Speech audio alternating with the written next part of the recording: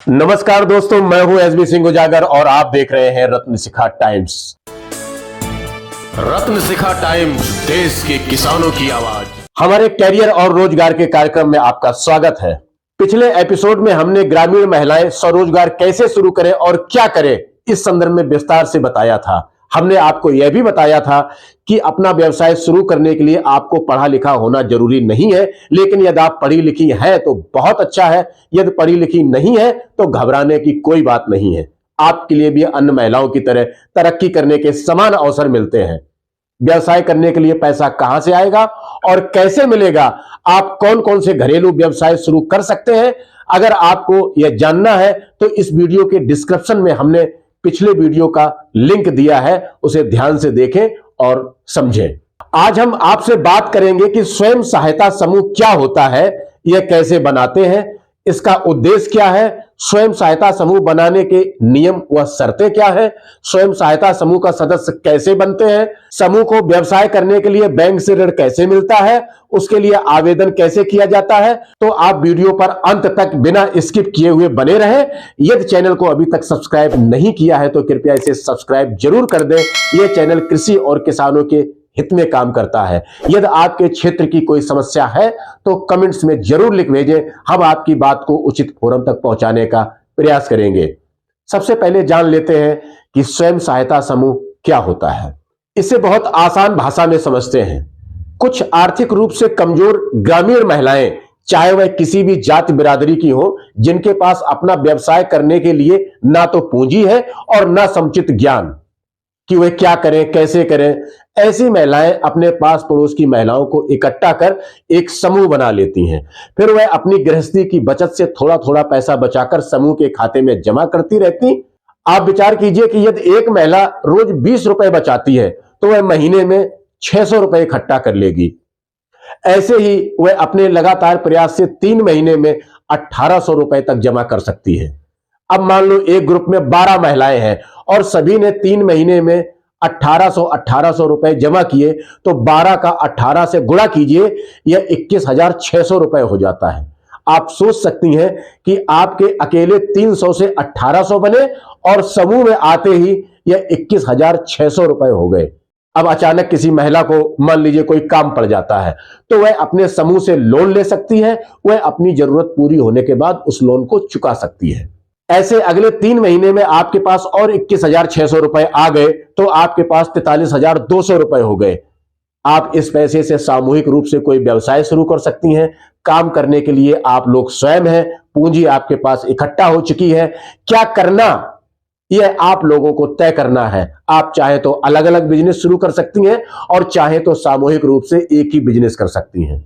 यदि आपने 6 महीने इसी तरह अपना ग्रुप संचालित कर लिया जिस तरह से मैं बता रहा हूं, तो आपके पास बिजनेस शुरू करने के लिए पैसे की समस्या कम नहीं पड़ने वाली, क्योंकि अब आपके साथ सरकार खड़ी हो जाएगी और मशीनरी, पैकिंग, उपकरण, माल आदि के लिए आपको आर्थिक सहायता उपलब्ध करा देगी। समूह के द्वारा यदि आप कोई काम शुरू करती हैं तो सरकार उसमें बहुत सब्सिडी प्रदान करती है। समूह को सरकार 1 लाख से 20 लाख रुपए तक की आर्थिक सहायता बहुत कम ब्याज पर उपलब्ध करा रही है। तो आप सोच सकती हैं कि जैसे ही आप अकेले से समूह में आती हैं, आपकी सभी समस्याएं सॉल्व हो जाती हैं। तो समूह क्या होता है और इसके क्या फायदे हैं, यह बात आपको ठीक से समझ में आ गई होगी।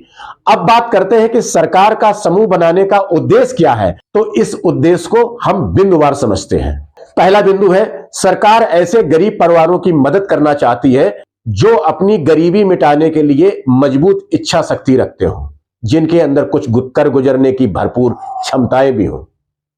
अगला बिंदु है, सरकार चाहती है कि ग्रामीण क्षेत्रों की, ग्रामीण समाज की गरीब महिलाएं और उनके परिवार अपने जीवन स्तर में सुधार के साथ साथ उनके मन में सामाजिक एकजुटता की भावना भी जागृत हो, वह एक मजबूत संगठन के रूप में विकसित हो, उनकी जो वास्तविक क्षमता है वह जागृत हो उठे। अगला बिंदु है, महिलाओं में जागरूकता लाना, उनकी स्किल का विकास करना, महिला सशक्तिकरण को मजबूत करना जैसे बड़े उद्देश्य इन सेल्फ ग्रुप के माध्यम से पूरे हो सकते हैं। अगला बिंदु है, ग्रामीण क्षेत्र के गरीब परिवारों को स्थानीय स्तर पर स्वरोजगार उपलब्ध कराना, जिसके लिए उनकी मूलभूत आवश्यकताओं की पूर्ति हो सके।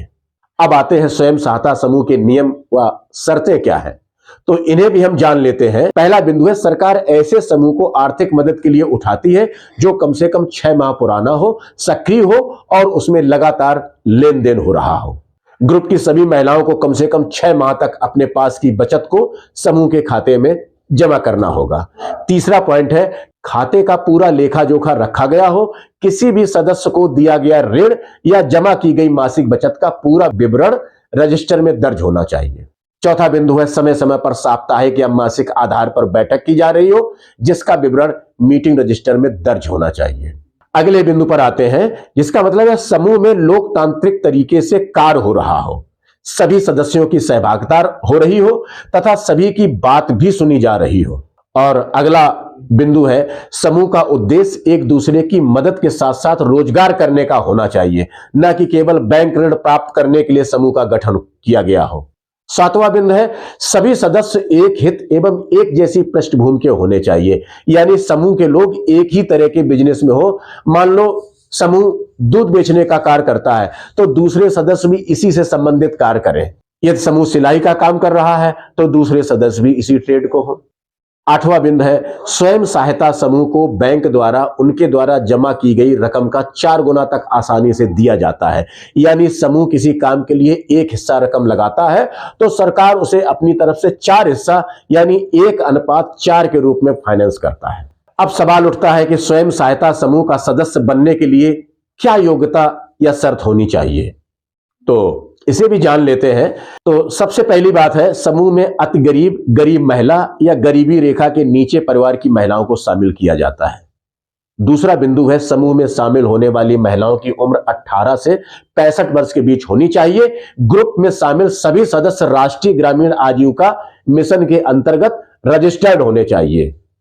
तीसरी बात जो आती है, समूह के सदस्यों द्वारा प्रत्येक माह कुछ राशि जमा की जाती है, इसलिए इसके लिए ऐसे सदस्य होने चाहिए जो समूह में निर्धारित न्यूनतम धनराशि जमा करने में सक्षम हो।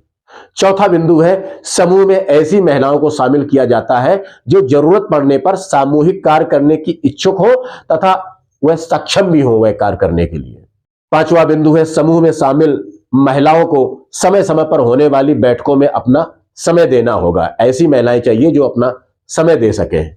और छठा बिंदु है, समूह में कम से कम 10 से 20 महिलाएं तो जरूर होनी चाहिए। हम समझते हैं कि यहां तक आपको पूरी बात समझ में आ गई होगी। अब आगे बात बचती है कि समूह की नियमित बैठक कैसे होनी चाहिए, समूह संचालन हेतु किन पदाधिकारियों की नियुक्ति होती है, समूह को बैंक से ऋण कैसे मिलता है, समूह को ऑनलाइन बैंकिंग ऋण के लिए बैंक लिंकिंग कैसे किया जाएगा, समूह को विभाग में कैसे रजिस्टर्ड कराया जाएगा, रजिस्टर क्या क्या बनेंगे, उनका हिसाब किताब कैसे होगा, लेन देन किस तरह से किया जाएगा, इन सभी सवालों के जवाब आपको हम अगले एपिसोड में देंगे। यदि आपको इन सवालों से संबंधित वीडियो देखना है तो कमेंट्स बॉक्स में लिखें। आपको स्वयं सहायता समूह को लेकर यदि कोई क्वेरी है तो उसे भी लिखें, अगले एपिसोड में हम उसका समाधान भी लेकर आएंगे। चैनल को सब्सक्राइब नहीं किया है तो कृपया सब्सक्राइब कर लीजिए। मिलते हैं फिर एक नई जानकारी के साथ। नमस्कार।